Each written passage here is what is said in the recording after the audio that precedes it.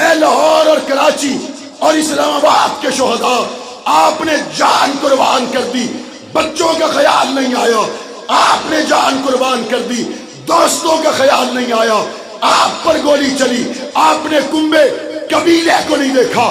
مجھے شہداء کی ہر قبر جواب میں کہتی ہے، رکھ مصطفیٰ کو دیکھ کر صدیق نے ڈنگ کھائے تھے، پرواہ نہیں کی۔ صدیق کی وفاؤں کو دیکھ کر ہم نے بھی گولیاں کھائی تھی، پرواہ نہیں کی تھی۔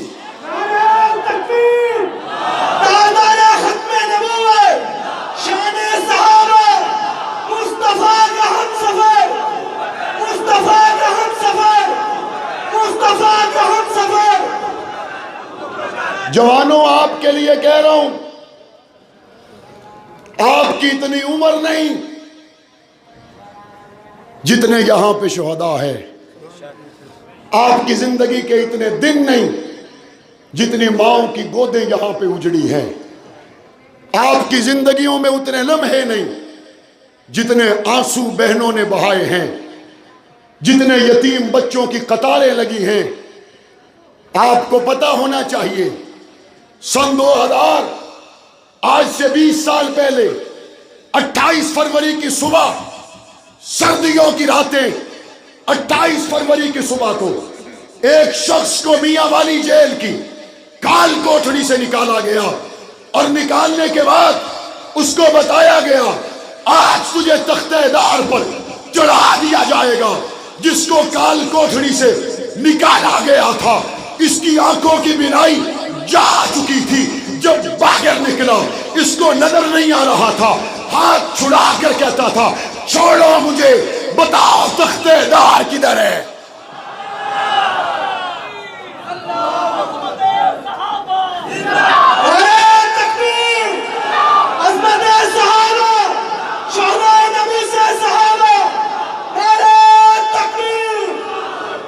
کہا بس مجھے بتاؤ تختہ دار کدھر ہے۔ انہوں نے کہا تم کیوں پوچھتے ہو؟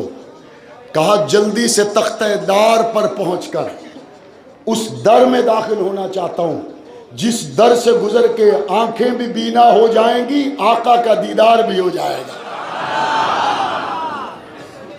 ان میں وہ لوگ بھی شامل ہیں جب کراچی کی شاہراہوں پر 4 سگے بھائیوں کو گولیوں کا نشانہ بنا دیا گیا۔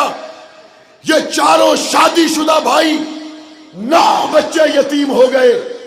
ایک ہی گھر میں سگے 4 بھائیوں کے جنازے پہنچے، 4 عورتیں بیوہ ہوئیں، 9 بچے یتیم ہوئے۔ دوسرے دن 4 بیٹوں کے جنازے سامنے رکھنے کے بعد بوڑھا باپ آیا، اس کی کمر بڑھاپے کی وجہ سے جھک چکی تھی، غم کی وجہ سے آنکھوں سے آنسو جاری تھے۔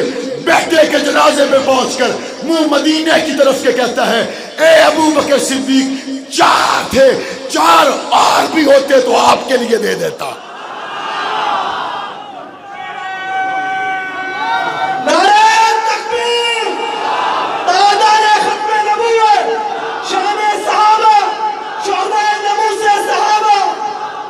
یہاں وہ بھی ہے، یہاں وہ بھی ہے جس کا تعلق میرے جنگ کی دھرتی سے ہے، اور اس کا نام خلیل ہے۔ ایک رات کا بیایا ہوا، حضرت حنظلہ ایک رات کے بیائے ہوئے تھے اور دوسرے دن شہید ہو گئے۔ یہ ایک رات کا بیایا ہوا، جھوٹے مقدمات میں اس کو پھنسا دیا گیا۔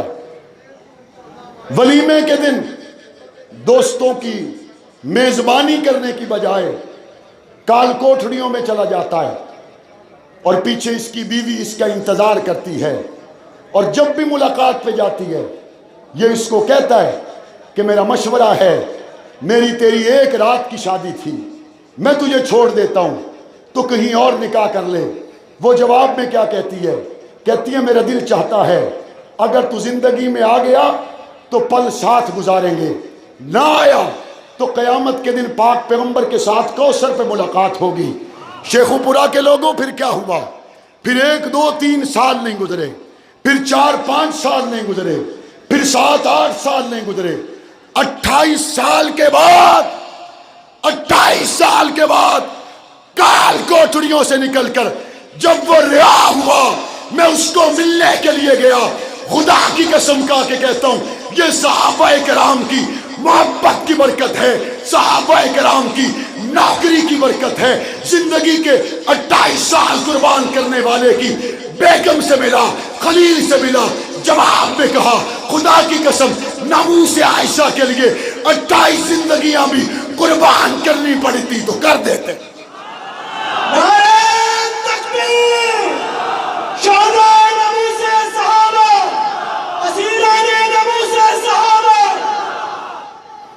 آپ کے علم میں ہو بر صغیر میں جیل کی جو ریکارڈڈ ہسٹری ہے, جو جیل کی محفوظ تاریخ ہے, جیل کی اس محفوظ تاریخ کے اندر سب سے لمبا قیدی 28 سال 6 مہینے کا قیدی ہے. کتنے سال کا؟ 28 سال 6 مہینے کا. کوئی یہاں 25 سال کا بیٹھا ہے تو ہاتھ کھڑا کرے. کوئی 25 سال کا بیٹھا ہو, 26 کا بیٹھا ہو, 27 کا بیٹھا ہو, 25 والا بھی ہاتھ کھڑا کرے, 26 والا بھی ہاتھ کھڑا کرے, 27 والا بھی ہاتھ کھڑا کرے, 28 والا بھی ہاتھ کھڑا کرے. یہ بیٹھے ہوئے 25, 26, 27 سال, 28 سال کے جوان, تم پیدا بھی نہیں ہوئے تھے کہ وہ کال کوٹھڑیوں میں تھا. تم پیدا بھی نہیں ہوئے تھے, وہ سلاخوں کے پیچھے تھا.